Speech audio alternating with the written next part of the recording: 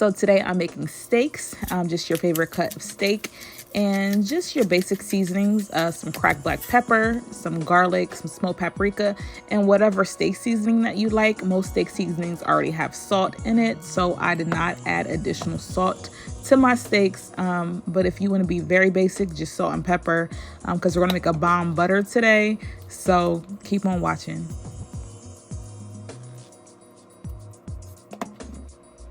And I'm adding some olive oil just to get the seasonings all married into the steak. Of course, you want to season both sides, and you can let this sit overnight. I definitely let mine sit for a good maybe 2-3 hours, and it turned out perfect. And for our chimichurri, just get your favorite herbs. I have some mint, cilantro, parsley, and basil because that's what I like. You can literally omit or use whatever herbs that you like, but those are my favorites, so those are the ones that I'm using. I'm just going to finely chop.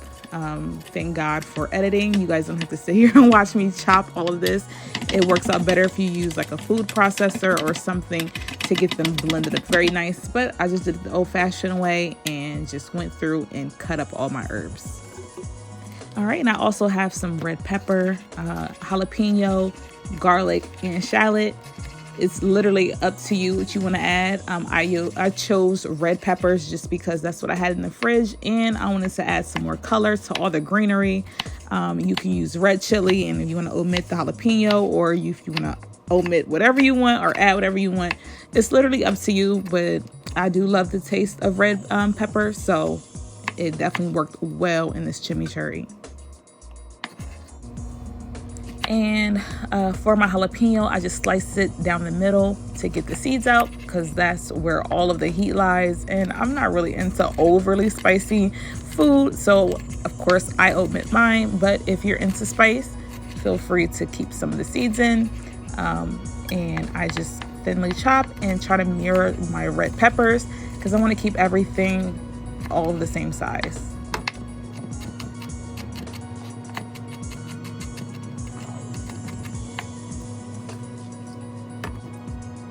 All right, here, so I'm just slicing up my shallot, half of shallot actually.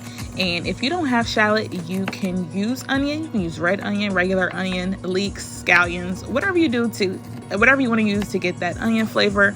If you're not into onions, you can use onion powder. I love onions, so this shallot works well for me.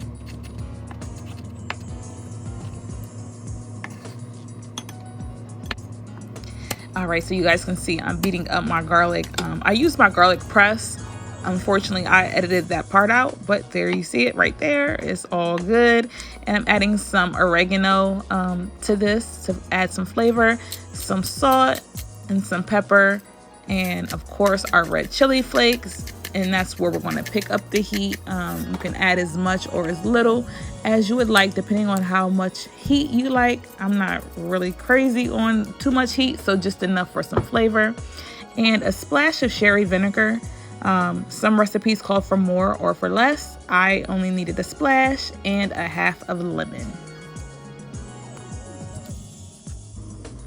All right, so here I go adding my olive oil, and at this part it's all about preference of how thick or how thin or runny you would want your sauce. I did have to go back in and add some more oil. If you like yours a little bit more runny, of course you would use more oil than I did. I am basically just eyeballing it. I truly don't have an exact measurement, but that's the consistency that I like, and that's what it's gonna be. We're also going to make a roasted garlic butter. So we're just going to cut the head of our garlic, add some olive oil, some salt, pepper, and smoked paprika. Literally just pop it in the oven at 400 for about an hour, and you're going to have the best roasted garlic ever. It's so good. And if you follow me on Facebook and Instagram, you may have already seen me make this already. But it's super easy, and it turns up all of my recipes up a notch.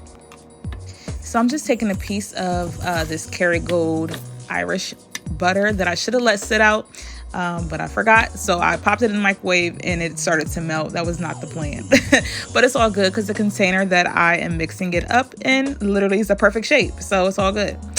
I have my roasted garlic, which is literally burning my fingers right now. So I suggest you all to let it cool off. Do not pull a me and burn your fingers, because I'm really over here struggling, but it's all good. I have some dried thyme for the butter. I did not have any fresh thyme for my steak, so I'm like, let me just go ahead and add some dried thyme, some salt, and some pepper to this butter, and it literally was like the best. It was so good. So of course the hot garlic also helped melt the butter, which is fine. I have my fork and I'm just kind of just mushing my garlic so it can just be a nice consistency. And there we go. I'm going to pop it in the freezer or the fridge and let that cool. In the meantime, I'm going to cut up some potatoes. And I mean, what's steak without potatoes? So I'm just going to roast some potatoes with just some basic seasoning, just some olive oil, salt, pepper, garlic, smoked paprika, and one of my favorite seasonings from Trader Joe's, Green Goddess seasoning. You'll see that here in a moment, and it literally makes your potatoes taste bomb. So I hope you guys also do this in the future. Yep, that right there, super bomb. Trader Joe's, y'all know me. I had forgot to mention that I also added some red pepper flakes just for a little flavor, not to make it spicy at all. But once you add everything, mix it all up, pop it in the oven for about 45 minutes at 400 degrees, and then your potatoes will be nice and roasted. And here goes our butter, nice and solid after a couple hours. And we just put down some vegetable oil. And we're going to add our butter that we made, get everything in there ready for those steaks. And for whatever reason, I edited out the continuous basting that I was doing with these steaks with that delicious butter. But just make sure you're continuously basting your steaks with all that butter. And look at that steak. And I made some Brussels sprouts and some onions. And I'm just adding the chimichurri sauce over our steak. Y'all, bomb. And here goes the final product. It was so easy to make and so fun and tastes so good, and I truly hope that you all try this recipe. Thank you guys so much for watching.